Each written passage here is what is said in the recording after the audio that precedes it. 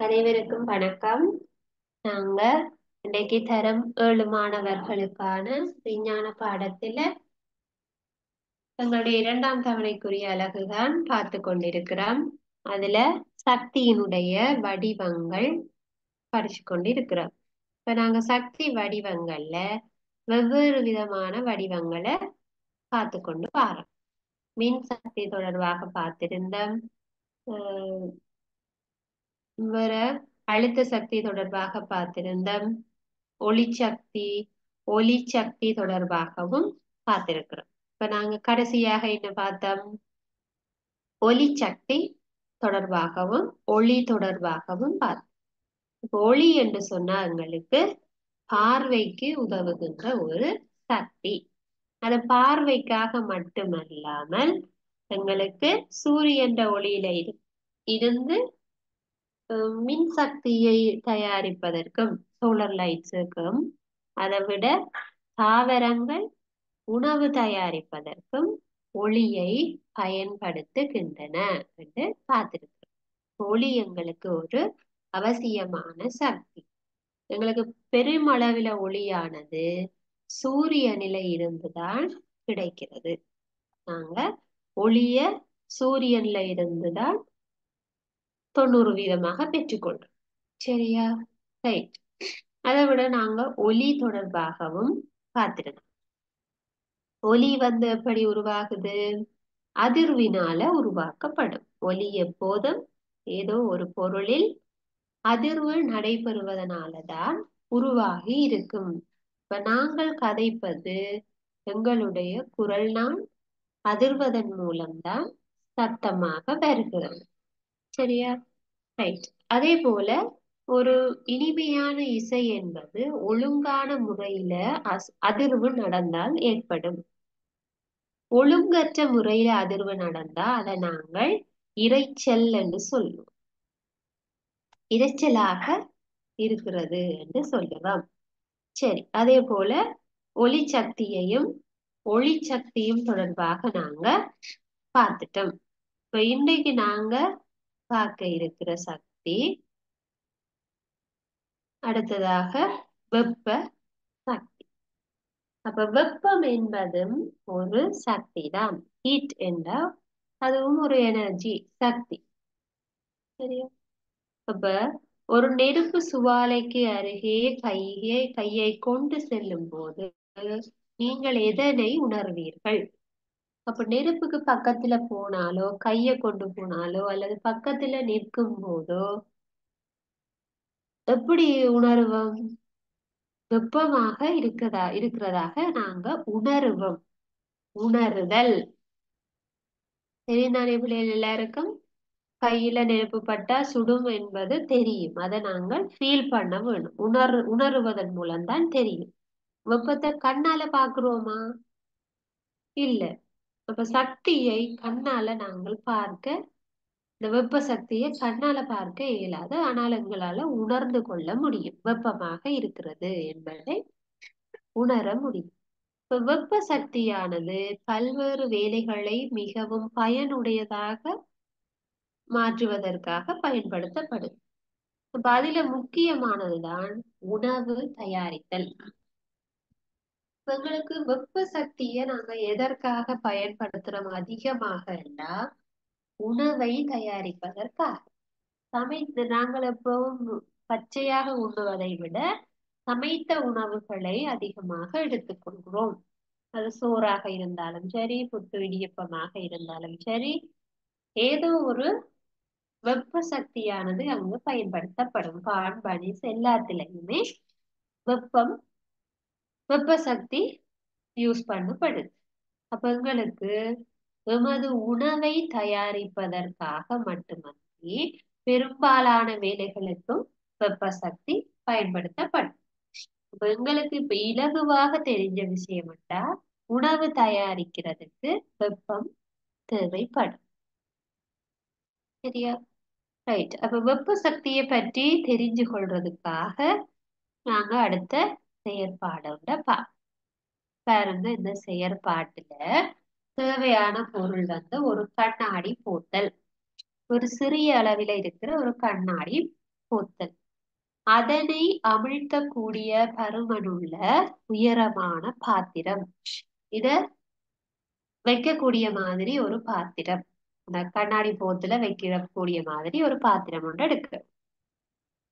ஒரு பலூன். சரியா, ஒரு பலூன் எடுக்க போறோம். பாருங்க செய்முறை எப்படி செய்யறது. வெற்று போத்தலின் வாய்க்கு பலூன் ஒன்றை பொருத்துங்கள். வெற்று போத்தல் என்றா பிள்ளைகள், இப்போ ஒரு போத்தலுக்குள்ள தண்ணி ஒன்றும் விடக்கூடாது, வெறுமாக இருக்கிற ஒரு போத்தல். அந்த போத்தலுக்கு மேல நாங்க ஒரு பலூனை கட்டி விடுறோம். கட்டி விடுறோம் இல்ல, அந்த பலூனினுடைய வாய அந்த போத்தலுன்ற வாயோட நாங்க இப்படி ஃபிட் பண்ணி வைக்க வேணும். வடிவ கொழுவி வைக்க வேணும். சரியா, கலரக்கூடாது, காத்து போகாம வழி இறுக்கமாக இருக்க வேணும். டைட்டா கொழுவி வைக்க போறோம். சரியா, ரைட். இப்ப அடுத்ததாக என்ன செய்ய போறோம், இந்த போத்தல இந்த கீழே இருக்கிற பவுல்ல தண்ணி கொஞ்சம் லைட்டான சூடான தண்ணி விட்டு, போத்தலுக்கு உள்ள விடுறது இல்ல பிள்ளைகள், போத்தல் வச்சிருக்கிற அந்த பாத்திரத்துக்குள்ள லைட்டா சுடு தண்ணிய விட்டுட்டு அதுக்கு நடுவுல இந்த போத்தலை வைப்போம். சரியா, ரைட். அதைத்தான் செய்யட்டான். போத்தலை இளம் சூடான நீரை கொண்ட பாத்திரத்தினுள் மெதுவாக அமிழ்த்துங்கள். உங்கள் அவதானிப்புகளை குறித்து கொள்ளும். இப்ப இந்த செயற்பாடை நாங்க செய்து முடிச்சிட்டு இத கொஞ்ச நேரம் அப்படியே வைப்போம். உடனடியா எந்த ரிசல்ட்டும் வராது. அதை செய்து ஒரு 5 நிமிஷம், ஒரு 10 நிமிஷம் அதை எங்கேயாவது வைக்க வேணும். வச்ச பிறகுதான் கொஞ்சம் அந்த அவதானிப்பை பார்க்கக்கூடிய மாதிரி இருக்கு. சரியா, ஒரு சிறிது நேரத்துக்கு பிறகு உங்களுடைய அவதானம் என்னவாக இருந்திருக்கு. சரியா, அப்ப கேள்வி வரைக்கையும் சில வேளை வாரது வெறும் போத்தது, அதுக்கு மேல பலூன் மூடி இருக்குது. மூடி இருக்கேக அது நோமலாக இருக்கும். பலூனுக்குள்ள ஒரு காற்று நாங்க ஊதிக்கட்டையில நோமலா இருக்கிற ஒரு புது பலூன். அந்த பாத்திரத்துக்கு சுடுதண்ணி விடப்பட்டிருக்குது. பாத்திரம் சூடாக இருக்கும். இப்ப அவதானம் எப்படி இருந்திருக்கும்னா, சிறிது நேரத்திலேயே பலூன் விரிவடைய தொடங்கும். பாருங்க, இதுல பலூன் முதல் இத கொழுவி இருக்கேக இப்படி சரிஞ்சு விழுந்திருக்கும். பிறகு இதுக்குள்ள கேஸ் கொஞ்சம் ஃபில் ஆகிக்கல அது நேராக இருக்கு பலூன். சரியா, அப்ப அவதானம் என்னவாக இருக்குது. அவதானம் என்ன என்று கேட்டா, நீங்க பார்த்தது என்னதான் அவதானம், அவதானிப்பு. சரி, அப்ப நான் பார்க்கிறேன் இந்த பலூன் விரிவடைகின்றது. பலூன் விரிவடைகின்றது. சரி, அதுதான் அவதானம். வேறு எதையும் நீங்கள் அங்க பார்க்க இயலாது. தண்ணி சுடுவது என்பதை உணர்ந்து கொள்ள முடியும். தண்ணி சூடாக இருக்கிறது. சரி, அவதானம் என்னன்னு கேட்டா, அவதானம் என்னன்னு கேட்டா பிள்ளைகள் தண்ணி சூடாக இருக்கிறது அப்படி அவதானம் போடக்கூடாது. தண்ணி சூடாத்தான் விட்டேன்னு எங்களுக்கு தெரியும் தானே பிள்ளைகள். அதை விட்ட பிறகு என்ன அவதானம் என்றுதான் எழுத வேண்டும். இப்ப நிறைய பேர் எக்ஸாம்ல அவதானம் என்னன்ற வினாவுக்கு சரியான விடை அளிப்பது இல்லை. இப்ப என்ன காரணம் என்றால், பொருத்தமாக விடையை எழுதி பழகையில என்றுதான் அர்த்தம். சரியா, அப்ப அவதானம் என்றா நீங்க பார்த்தது என்ன, அப்படி இருந்தது. சரியா, அப்ப இதுல நாங்க பார்த்த விஷயம், பலூனுக்குள்ள வாயு போயிருக்கிறது, அல்லது பலூன் விரிவடைந்து காணப்பட்டது, அல்லது சிறிது சிறிதாக பலூன் விரிவடைகிறது. இந்த மாதிரியான விடைகளை நீங்கள் எழுதி பழக வேண்டும். சரியா, ரைட். அப்ப அவதானம் என்னன்னு சொன்னா, அவதானிப்பு சிறிது நேரத்துல போத்தலுக்குள்ள இருக்கிற போத்தலுக்கு மேல இருந்த பலூன் விரிவடைகின்றது. சரி, அடுத்தது உங்களது அவதானிப்புகளுக்கான காரணத்தை காரணங்கள் பற்றி கலந்துரையாடும். சரி, இப்ப விரிவடைகிறது. எதனால விரிவடைகிறது? எதனால விரிவடைகிறது? இது யோசிச்சு பாருங்க. எதனால விரிவடையுது?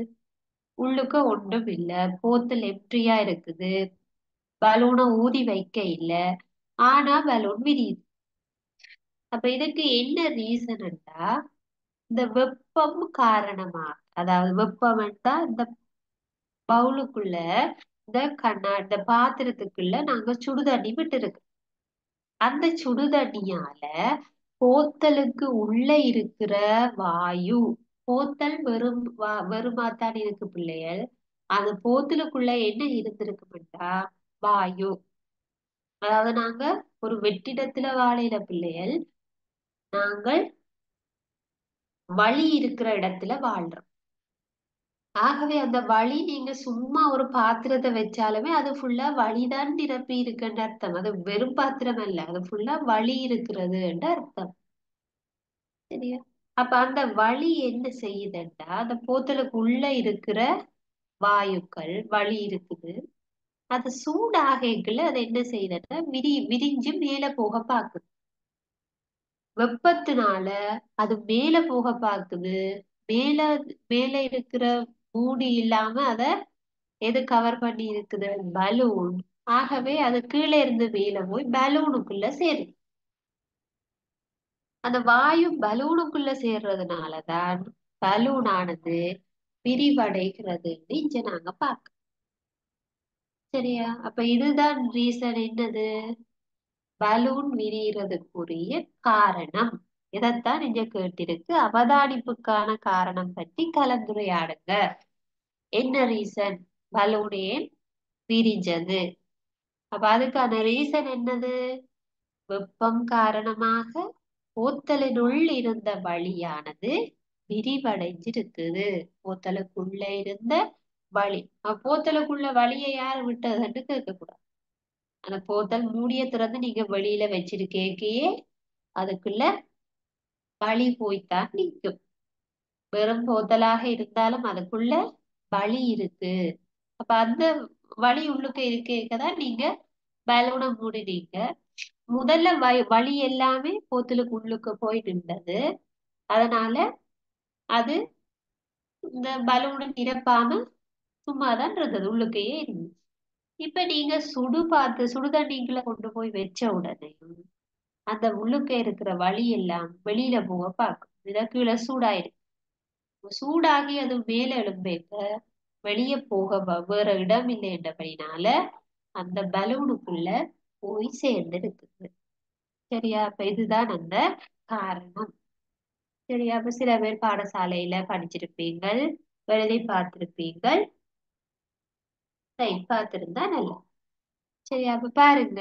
இங்கு பலூன் விரிவடைந்தமைக்கான காரணம் வெப்ப சக்தியினால் போத்தலில் இருந்த வழி விரிவடைந்து கனவளவு அதிகரித்தமையாகும். சரியா? அப்ப இங்க பலூன் விரிஞ்சதுக்கு காரணம் என்னன்னு உங்களுக்கு அப்படியே தரப்பட்டிருக்கு. என்ன காரணம்? கீழே ஹீட் கூடினதுனால வெப்ப சக்தியினால் என்ன நடந்திருக்கு? பலூன் விரிவடைஞ்சிருக்கு. பலூன் எப்படி போயிருக்கு? பலூனுக்குள்ள வழி விரிவடைந்து பலூனுக்குள்ள போய் சேர்ந்திருக்கு. சரியா? ரைட். அப்ப எங்களுக்கு இந்த மாதிரி ஒரு பிராக்டிக்கலை போட்டு அதுல அவதானம் என்ன, அவதானத்துக்கு காரணம் என்ன என்ற கேள்வி வந்தா இனி நீங்க தெளிவாக எழுதக்கூடிய மாதிரி இருக்கும் என்று நினைக்கிறேன். சரியா? ரைட். வெப்ப சக்தியினால் ஆற்றக்கூடிய வேலைகள் எண்ணற்றவை. அப்ப ஹீட் எனர்ஜியை நாங்க எதுக்கு யூஸ் பண்ணோம்? இப்போ ஒன்று நாங்க பார்த்துட்டோம். உணவு சமைத்தல் அது ஒரு விஷயம். உணவு சமைக்கிறதுக்கு கட்டாயம் ஹீட் வேணும். அவிய வைக்கிறதுக்கு, வேக வைக்கிறதுக்கு, பொரிக்கிறதுக்கு, சமைக்கிறதுக்கு, கறி வைக்கிறது எல்லாத்துக்குமே வெப்ப சக்தி வேணும். அதை நாங்க விறகை எரிச்சு வெப்பம் வர வைக்கலாம், அல்லது கேஸ் அடுப்பை மூட்டி அதுல இருந்து வெப்பம் வர வைக்கலாம், அல்லது ஹீட்டர்கள், குக்கர்கள், அவனுங்களை யூஸ் பண்ணி கரண்ட்ல இருந்து வெப்பமாக மாற்றி எடுத்துக்கொள்ளலாம். இப்ப வெப்ப சக்தியை ஏதோ ஒரு வடிவமாக நாங்க எடுத்து சமைக்க போறோம். சரியா? அப்ப அது தவிர வேற என்ன தேவைகளுக்கு ஹீட் வந்து இருக்குதுன்னு பார்க்கட்டும். இப்ப பாருங்க செயற்பாடு 7.11. தேவையான பொருள் என்னண்டா ஒரு மெழுகுவர்த்தி. மெழுகுவர்த்தி தெரியும் தானே பிள்ளைகள்? எரியக்கூடிய ஒரு மெழுகு. பானக்குழாய். பானக்குழாய் என்ன இது? நாங்க அந்த உறிஞ்சி எடுக்கிற குழாய். பிளாஸ்டிக் துண்டு, கடதாசி, சிறிதளவு நீர் சேர்க்கப்பட்ட கொதிக்குழாய், சோதனை குழாய் பிடி, குடப்புகை பிடி. இதெல்லாம் ஆய்வு கூடத்துல இருக்கக்கூடிய சில உபகரணங்கள். குடக்குகை எல்லாம் ஆய்வு கூடத்துல இருக்கிற உபகரணம்.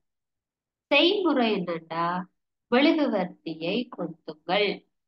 தரப்பட்ட ஒவ்வொரு பொருட்களையும் குடக்குகை பிடியினால் பிடித்து மெழுகுவர்த்தி சுவாலை அருகே கொண்டு செல்லுங்கள். இப்ப மெழுகுவர்த்தியை முதல்ல எரிய வச்சுட்டு ஒவ்வொரு பொருட்களாக பிடிச்சு மெழுகுவர்த்தியில எரிய வைக்க சுவாலை அடியில கொண்டு வந்து பிடிக்கட்டாம். நீருடன் கூடிய சோதனை குழாயை நன்கு வெப்பமேற்றுங்கள். அப்ப டெஸ்ட் டியூப் கொண்டு எடுத்து அதுக்குள்ள தண்ணீரை விட்டு அதை பிடிச்சோம்னா மெழுகுவர்த்தியில பிடிச்சோம்னா தண்ணி வந்து சூடாகும். தண்ணி சூடாகி என்ன செய்யும்? கொதிக்கும். வெப்பமேற்றினா கொதிக்கும். இப்ப சாதாரணமா சோதனை குழாயில பிடிக்க பிள்ளைகள் அந்த கரியாகும். அதை நான் நல்லா துடைக்க வேணும். துடைச்சிட்டு அவதானிக்கலாம். அல்லது ஒரு மட்டையை நீங்க வச்சு சுத்தி போட்டு வச்சுட்டு அதுக்குள்ள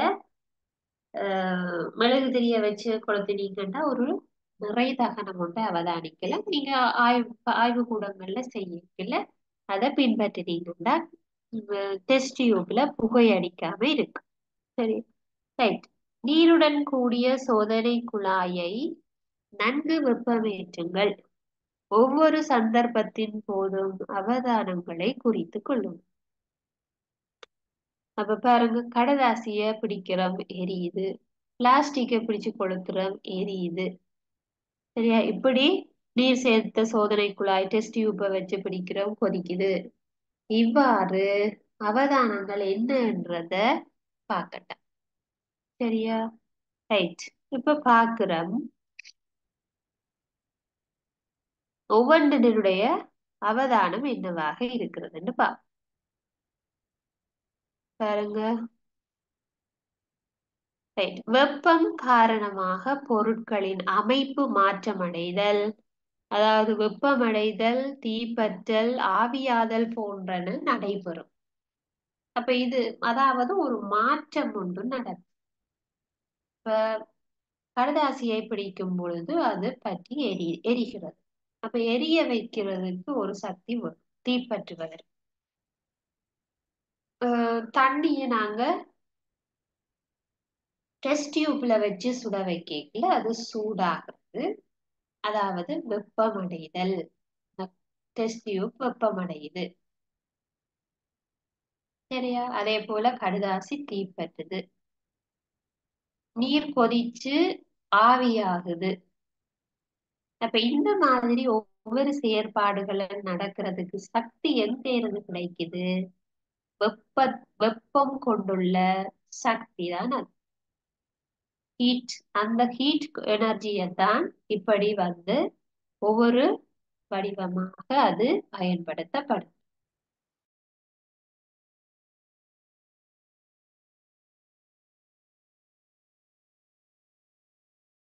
தொழிற்படுத்தல் உட்பட மேலும் பல செயல்கள் தற்காலத்தில் மேற்கொள்ளப்பட்டு வருது. இப்ப வெப்ப சக்தியை பயன்படுத்தி நீராவி என்ஜினை இயக்குவதுதான் பிள்ளைகள் பழைய காலத்துல இருந்த ட்ரெயினில இருக்கக்கூடிய என்ஜின் அமைப்பு. அங்க நீராவிய போட்டு கொளுத்தி எரிச்சு அது எரிஞ்சு வரைக்குள்ள வார அந்த வெப்பத்தினால நீராவியால இப்ப தண்ணியை கொதிக்க வச்ச நீராவியா அந்த நீராவியால என்ஜினை இயக்குவோம். எந்த என்ஜின்? ட்ரெயினில் இருக்கக்கூடிய என்ஜினை இயக்கித்தான் ட்ரெயின் வந்து போகும். அப்ப அதை நிலக்கரியை யூஸ் பண்றதுனால கருத்த புகை விட்டு கொண்டு போகும். பழைய காலத்துல இருக்கக்கூடிய நீராவி என்ஜினை கொண்ட ட்ரெயின்கள். இப்ப இருக்கிற ட்ரெயின்கள்ல அப்படி நிலக்கரிய பயன்படுத்துறதுல அதனால கரிய புகை வந்து இருக்காது. சின்ன பிள்ளைல நீங்க ட்ரெயின் படிக்க பார்த்திருப்பீங்க. நீட்டு தண்டவாளமும் கருப்பா புகை போற மாதிரி வரைஞ்சிருப்பாரு. இப்ப பழைய காலங்கள்ல அப்படி. இப்ப இருக்கிற ட்ரெயின்கள் வந்து மின்சாரத்துல இயங்கக்கூடிய அதிவேக ட்ரெயின்கள், புல்லட் ட்ரெயின் எல்லாம் வந்துச்சு. இப்ப அந்த நீராவி என்ஜின்கள் இல்லை. சரியா? அப்ப வெப்பம் கொண்டுள்ள சக்தியை பயன்படுத்தி இயங்குகின்ற ஒரு உபகரண அமைப்பை உங்களை தயாரிச்சு பார்க்க சொல்லி பாருங்க. கொதி நீராவி சுழலி. இப்ப இதுல என்ன நடக்கும் அப்படின்னா, இந்த இதுல ஒரு சுழலி ஒன்றை வச்சிருக்கணும். அந்த சுழலிய இயக்குறதுக்காக என்ன செய்யட்டா என்ன செய்யறதுன்னு உங்களுக்கு அந்த செயற்பாடை செய்து பார்க்க சொல்லி போட்டிருக்கு.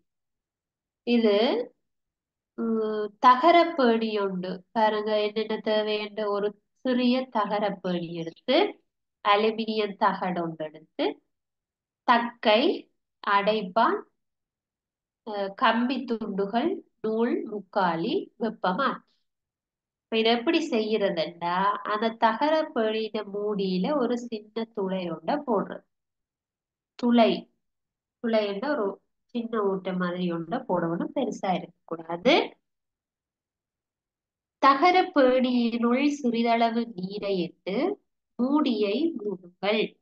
அந்த தகர பேணிக்குள்ள தண்ணி கொஞ்சத்தை ஊத்திக்கிட்டு அதை மூடியால மூடி விடுறோம். மூடிக்கு மேல சின்னதா ஒரு துளை இட்டு வைக்க வரும்.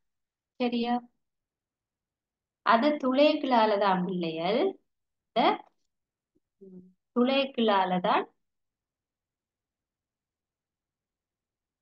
இந்த சிறிய துளைகளாலதான் அந்த நீர் ஆவியாகி ஆவி வெளியில வர நீர் ஆவியாகி இந்த துளை வழியாக வெளியில வர வேணும்.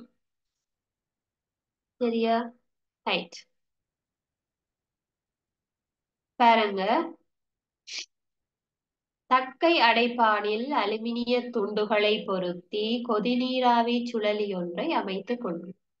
சரியா? இந்த தக்கை அடைப்பான்ல ஒரு அலுமினிய துண்டுகளை பொருத்தி இந்த சுழலி ஒன்றை நீங்க அமைச்சு கொள்ளும். அதனை கம்பி துண்டுகள் மூலம் பேணி துவாரத்துக்கு நேர இருக்கிற மாதிரி பிள்ளைகள் மேலாக அமையும் வண்ணம் பொருத்தி கொள்ளுங்கள். இந்த துவாரத்தில இருந்து வார ஆவி, அதாவது இப்போ தண்ணி கொதிச்சா தெரியும் பிள்ளைகள், மேலால ஆவி வரும் தானே. அப்ப அந்த பேணிக்குள்ள இருக்கிற தண்ணி கொதிச்சா இதுக்குள்ளால ஆவி வரும். அந்த துளைக்கு நேர இருக்கிற மாதிரி நீங்க இந்த சுழலிய வச்சிருக்க வேண்டும். சரியா? ஒழுங்கமைப்பை முக்காலி மீது வைத்து வெப்பமேற்றுங்கள். முக்காலி என்றது பிள்ளைகள் 3 கால்கள் இருக்கக்கூடிய ஒரு ஸ்டாண்டு மாதிரி இருக்கு. பாருங்க, இதுதான் அந்த முக்காலி. இதுல ஒரு கால் தெரியுது, இதுல 2வது கால். இது இந்த படத்துக்கு பின்பக்கமாக 3வதாக ஒரு கால் இருக்கு. அதனால இந்த முக்காலி என்று சொல்றோம். நாற்காலி என்றா எது? 4 கால்கள் கொண்டது. நாங்க இருக்கிறதுக்காக யூஸ் பண்றோம். நாற்காலி 3 கால்கள் இருந்தா அது முக்காலி என்று சொல்லுவோம். பெரும்பாலும் ஆய்வுக்கூடங்கள்ல இருக்கிற எல்லா பரிசோதனைகளுக்கும் இந்த முக்காலியை நாங்க யூஸ் பண்றோம். சரியா? உங்களது அவதானங்களை குறிப்பிட்டு அதற்கான காரணங்கள் பற்றி கலந்துரையாடுங்க. இந்த செட்டப்பை செய்துட்டு உங்களோட அவதானம் என்னன்னு கேட்கட்டேன். ஒழுங்கமைப்பை முக்காலிக்கு மேல வச்சுட்டு வெப்பம் ஏற்றுங்கட்டா கன்செப்ட் அடுப்பு வச்சு நீங்க ஹீட் பண்ணலாம். சரியா? அந்த வெப்பமேற்றி உங்களை அவதானிக்கட்ட. இப்ப வெப்பமேற்றினா இந்த பாத்திரத்துக்கு உள்ள இருக்கிற தண்ணி சூடாகி பாத்திரத்துக்கு தண்ணி கொதிக்கும். தண்ணி கொதிச்சா ஆவி வரும். துளையினூடாக ஆவி வந்து அந்த சுழலியை இயங்க செய்யும். சுழலி என்றா என்ன பிள்ளைய? அந்த துளைக்கு நேராக பாருங்க நாங்க கட்டி வச்சிருக்கிறோம். அதான் சுழலி. அந்த சுழலி என்ன செய்யும்டா? சுழலும்.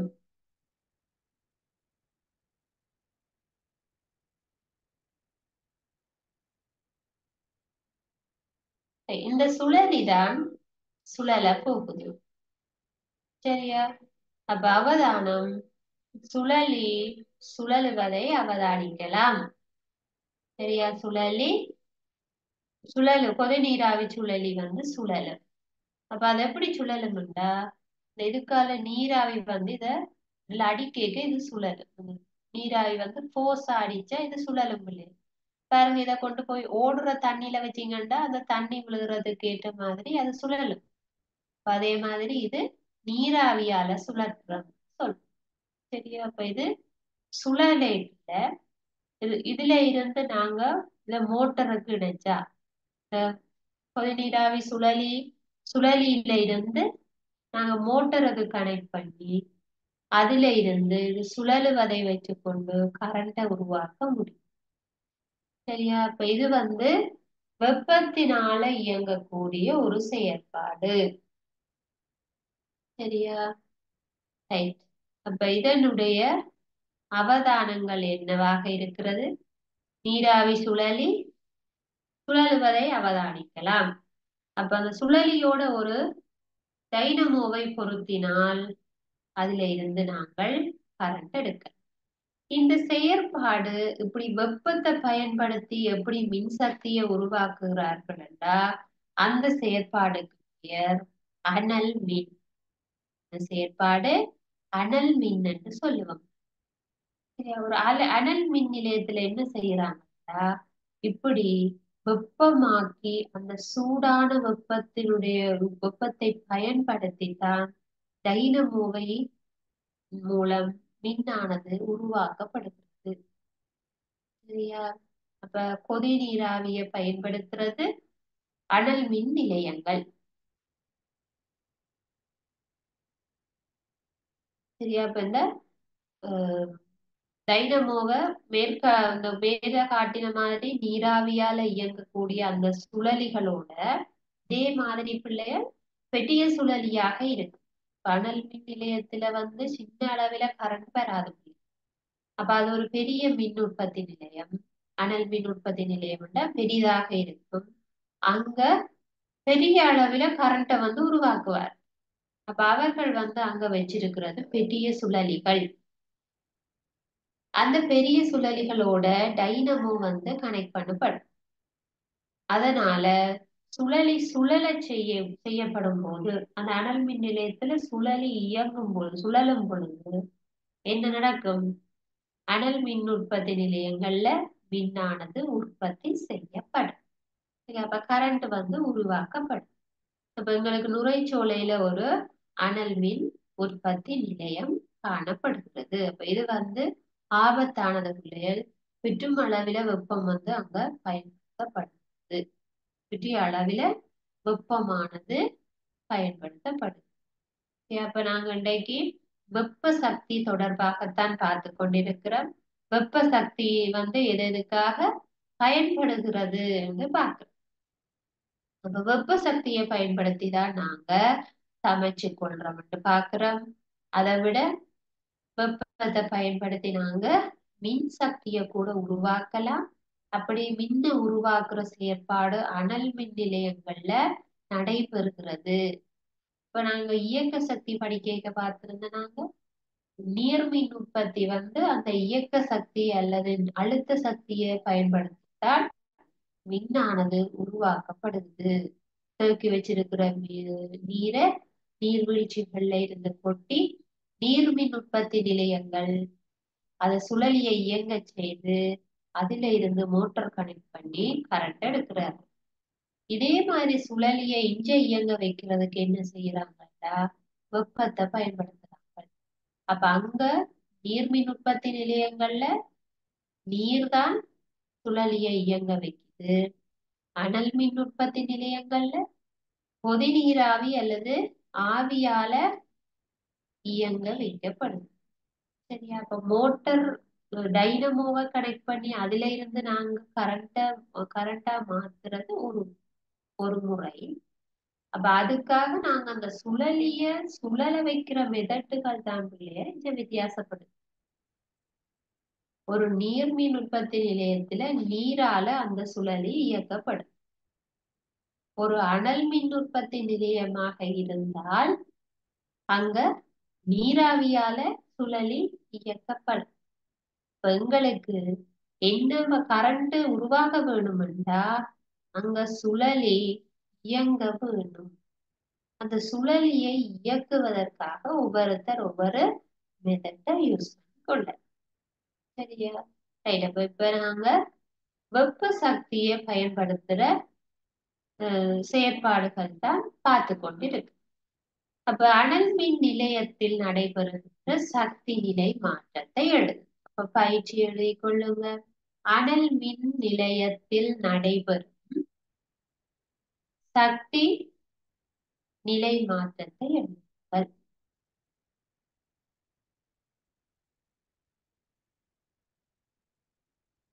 பயிற்சி வினாடி போட்டு கொண்டு எழுதிக்கொள்ளும்.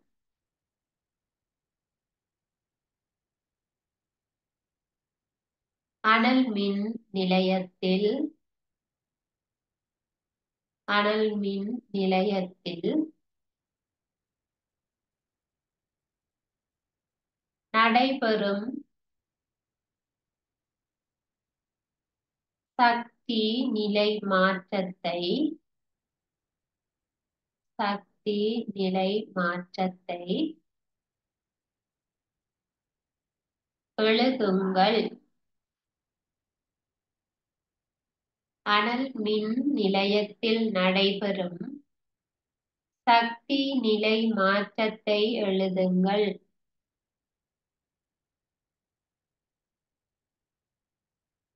அனல் மின் நிலையத்தில் நடைபெறும் சக்தி நிலை மாற்றத்தை.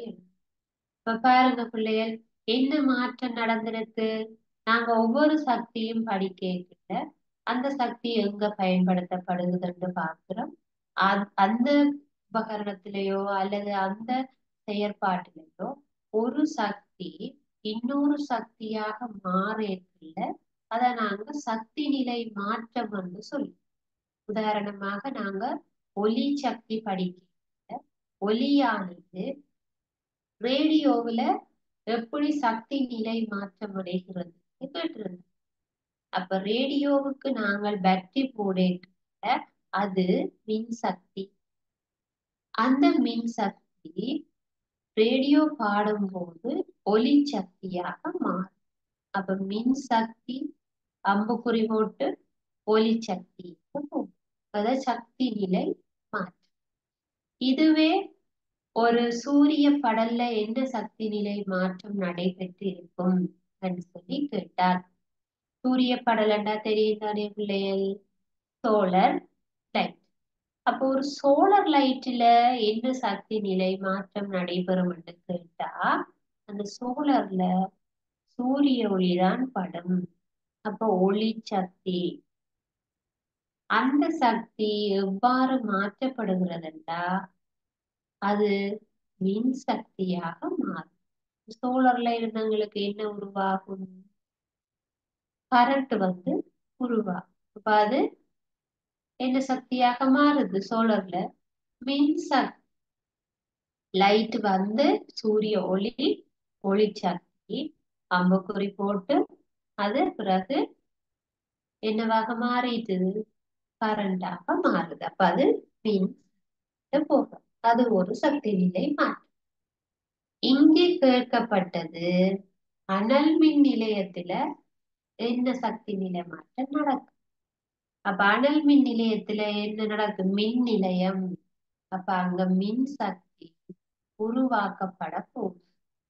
மின் நிலையம் இல்லையா? அப்ப அங்க மின் சக்தி உருவாக போகுது.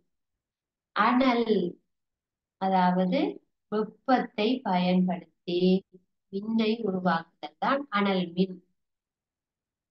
நீரை பயன்படுத்தி மின்னை உருவாக்குவது நீர்மின் உற்பத்தி. சரியா பிள்ளைகள்? அப்ப அத ஞாபகம் வச்சிருக்கு.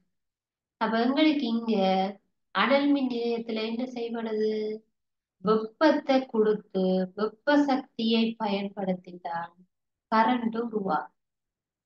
அப்ப சக்தி நிலை மாற்றம் நீங்கள் எழுதிக்கல எப்படி எழுத வேணும்? வெப்ப சக்திய மின் சக்தியாக மாற்றுகிறோம்.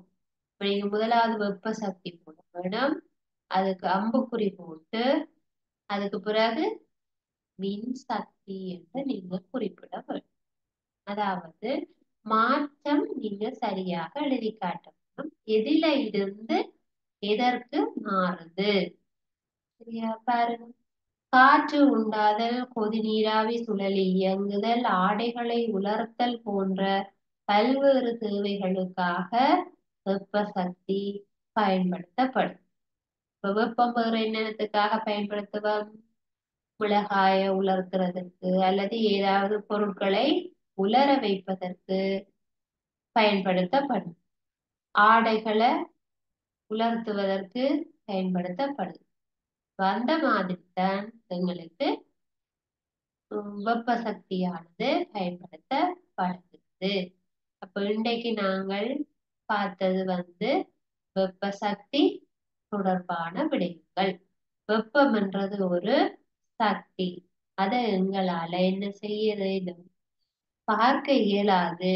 ஆனால் அதை எங்களால ஃபீல் பண்ணத்தான் முடியும். சரியா? அப்ப அது எங்களுக்கு தெரியும். ஃபீல் பண்ணினால்தான் தெரியும். சரியா? அப்ப வெப்பத்தை பயன்படுத்தி வேற வேற செயற்பாடுகளை நாங்க செய்யறோம். சரியா?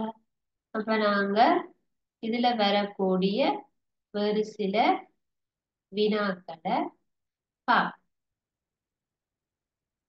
சரியா? பாருங்க. சுவாதி பாடசாலைக்கு பேருந்தில் வருவது வழக்கம். சரியா? அப்ப அவங்க ஒரு பஸ்ல தான் ஸ்கூலுக்கு வாரது சொல்லி பேருந்தில் வருவது வழக்கம். அதில் பொருத்தப்பட்டுள்ள ஒலி குழாய், அதாவது கோணடிக்கிறது, உரத்த ஒலி எழுப்ப கூடியது. நல்ல சவுண்டாக அது சத்தம் வரும். பேருந்தினுள் ஒளியை வழங்க, அதாவது பேருந்துக்குள்ள லைட்டை கொடுக்கறதுக்காக மின் குமிழ்கள், லைட் பல்புகள் பொருத்தப்பட்டுள்ளன. வாகனம் பயணிக்கும் போது அதன் இயந்திரம் வெப்பமடையும், ஹீட் ஆகும். இன்ஜின் வேலை செய்து கொண்டிருக்கிறது, ஹீட் ஆகும். அப்ப இது ஒரு ஆளின் அன்றாட நடவடிக்கையில ஒன்று சொல்லப்பட்டிருக்கு. முதலாவது வினா, பேருந்தினுள் நீங்கள் இனங்கண்ட சக்தி வடிவங்கள் 4 குறிப்பிடுங்கள். இந்த பயிற்சிய பிள்ளைகள் நீங்க இதை ஹோம்ஒர்க்கா எழுதி செய்து கொள்ளுங்க. நாங்க இதை முதல்ல விளங்கப்படுத்துவோம். அதுக்கு பிறகு நீங்க வீட்டை போயிட்டு உங்களுடைய பாட புத்தகங்கள் எல்லாருக்கும் தரப்பட்டிருக்கிறது. அந்த பாட புத்தகத்துல 143வது பக்கத்துல இருக்கின்ற பயிற்சி வினாவை நீங்க எழுதி கொள்ளுங்க. சரியா? இப்ப நான் இப்ப விளங்கப்படுத்தி விடுறேன், நீங்க இத வீட்டுல போய் எழுதி கொள்ளுங்க. சரி. பேருந்தினுள் நீங்கள் இனங்கண்ட சக்தி வடிவங்கள் 4 குறிப்பிடும். அப்ப பஸ்ஸுக்குள்ள நீங்க பார்த்த அல்லது இனங்கண்ட சக்தி வடிவம் 4. 4 பார்ப்போம் என்னென்ன இருக்குது. சரி. ஒலி குழாய், அப்ப இங்க சவுண்ட் எனர்ஜி கட்டாயம் வரும். சரியா? அப்ப இங்க ஒலி சக்தி, முதலாவது நாங்க இனங்கண்டது ஒலி சக்தி, சவுண்ட் வருது. சரியா? அதே மாதிரி பேருந்துக்குள்ள ஒளியை வழங்க மின் குமிழ் இருக்கு. அப்ப ஒளி சக்தி, லைட் எனர்ஜி இருக்கு. பாருங்க, ஒளி என்பது ஒரு சக்தி, ஒளி என்பது இன்னொரு சக்தி. இப்ப எங்களுக்கு 2 சக்தி தெரியும். 4 சக்தி எழுத வேணும். அடுத்தது மின்குமிழ். மின்னை கொடுத்தால் இயங்கும். ஆகவே அங்க மின்சக்தி பயன்படுத்தப்படும். மின்சக்தி பயன்படுத்த போகுது. அப்ப இப்ப 3வது சக்தியை பார்த்துட்டு 1 ஒலி சக்தி, 2 ஒளி சக்தி, 3 மின் சக்தி.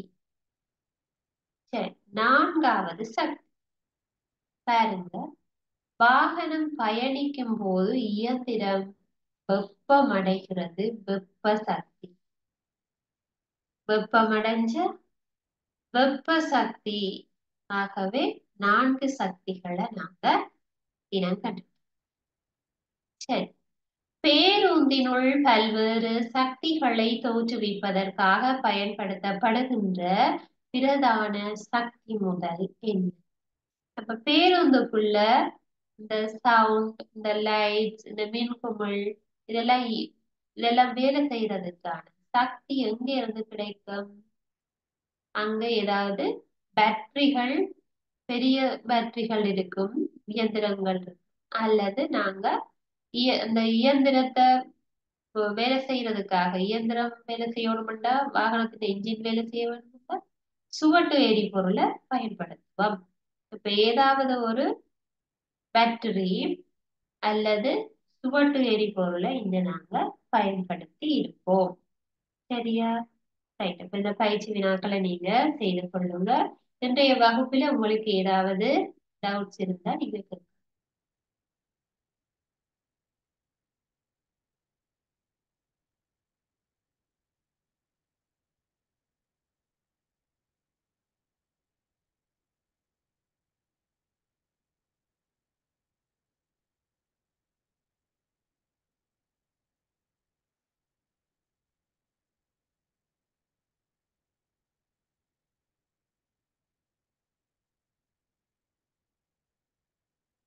உங்களுக்கு எந்த டவுட்டும் இல்லையா பிள்ளைகள்?